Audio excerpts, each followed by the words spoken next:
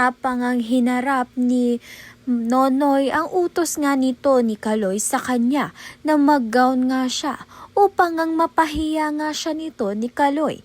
Dahil nga sa alang-alang ng karir nga nito ni Makmak, ginawa nga iyon nito ni Nonoy, kaya naman nga't gamit-gamit ang gown ng kanyang kaibigan ay nagpakita nga siya dito kay Kaloy ng nakagown.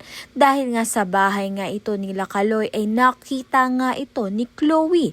Mabuti na nga lang ay nakita nga ito ni Chloe dahil nang sa gayon nga ay napigilan nga ito ngang si Kaloy sa masamang gagawin nga sa kanya nito ni Nonoy.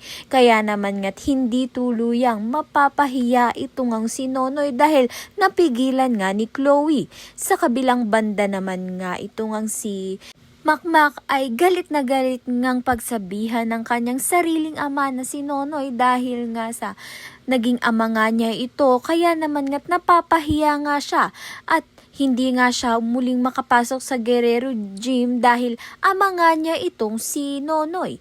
Kaya naman nga't yan at iba pa ang dapat nating pakaabangan. Maraming salamat sa iyong panonood.